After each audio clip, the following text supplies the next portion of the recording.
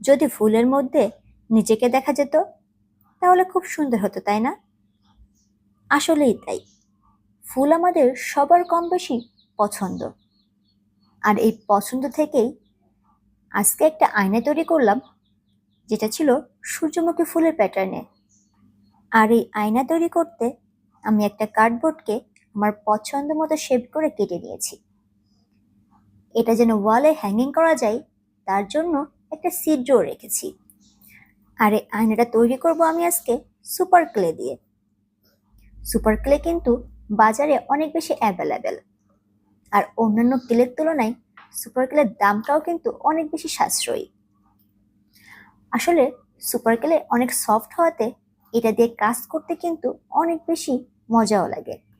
আপনারা একটু খেয়াল করলে দেখতে পারবেন সূর্যমুখী ফুলটা কিন্তু একেবারেই হলুদ কালারও থাকে না, আবার একেবারে কমলা কালারও থাকে না। তাই আমি এখানে হলুদ আর কমলা দুটো কালার মিক্সড করে একটা কালার তৈরি করে নিয়েছি, আর সেটাকেই আমি এখন কার্ডবোর্ডের উপরে বসিয়ে দিচ্ছি। সুপার গ্লুটা অনেক বেশি স্টিকি থাকার জন্য এটা দিয়ে কাজ করার সময় গ্লু ব্যবহার করার খুব একটা প্রয়োজন পড়ে না। তারপরেও আমি কার্ডবোর্ডের উপর একটু গ্লু লাগিয়ে ক্লেটাকে খুব ভালো করে লাগিয়ে নিয়েছি। এবার ডালে আমি সবুজ কালারের ক্লে ব্যবহার করব, আর ক্লের কালারটা একটু গাঢ় করার জন্য আমি এখানে ব্লু কালার মিক্সড করে নিয়েছিলাম। আপনারা চাইলে এখানে অ্যাক্রিলিক কালারটাও ব্যবহার করতে পারেন। এবার ডালে খুব ভালো করে আঠা লাগিয়ে তার উপর আমি হাতের সাহায্যে চেপে চেপে ক্লেটাকে বসিয়ে দিচ্ছি। সব জায়গায় খুব ভালো করে লাগিয়ে দেওয়ার পরে আমি একটা টুলসের সাহায্যে এটার উপর একটু দাগ টেনে নেব। আর এই টুলসগুলো কিন্তু সুপার গ্লুর প্যাকেটের সাথেই থাকে।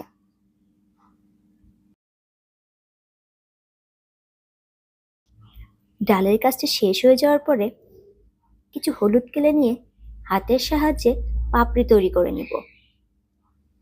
আর এই পাপড়ির উপরেও কিন্তু আমি টুলসের সাহায্যে একটু দাগ টেনে নেব, যাতে দেখতে একেবারে রিয়েল পাপড়ির মতো মনে হয়।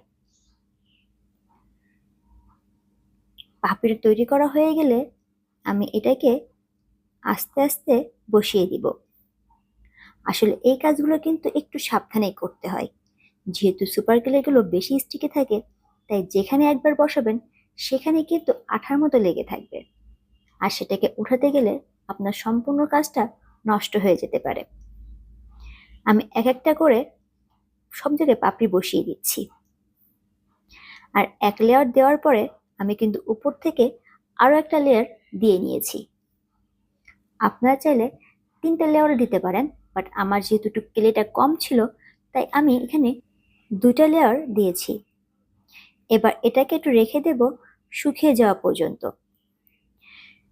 ক্লেটাকে খুব ভালো করে শুকিয়ে নিয়ে মাঝখানে আমি আয়নাটাকে বসিয়ে দিচ্ছি, আর যার জন্য আমি এখানে B70,000 আঠা ব্যবহার করেছি। এই আঠাটাও কিন্তু অনেক বেশি স্ট্রং হয়। আর আয়নাটাকে লাগিয়ে দেওয়ার পরে আমি একটু সবুজ অ্যাক্রিলিক কালার নিয়ে ডালে রং করে নিচ্ছি। আস্তে আস্তে করে সমস্ত ডালে রং করার পরে আমি ফুলে রং করব। আর আপনারা জানেন সূর্যমুখী ফুলের গোড়ায় কিন্তু কমলা কালার থাকে, তাই আমি হালকা কমলা কালার নিয়ে একটু কমলা শেড দিয়ে নিচ্ছি।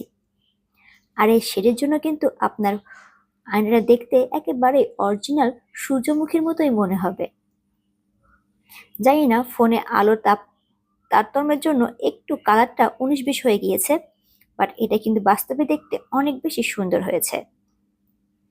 আপনারা চাইলে কিন্তু বাসায় চটজলদি এরকম একটা আয়না তৈরি করতে পারেন, যেটা আপনার ঘরে সাজিয়ে রাখলে আপনার ঘরের সৌন্দর্য অনেক গুণে বেড়ে যাবে। আজকের কাজটি কেমন হয়েছে আমাকে অবশ্যই কমেন্ট করে জানাবেন, আর আমার চ্যানেলটা সাবস্ক্রাইব করতে ভুলবেন না। দেখা হবে নেক্সট ভিডিওতে।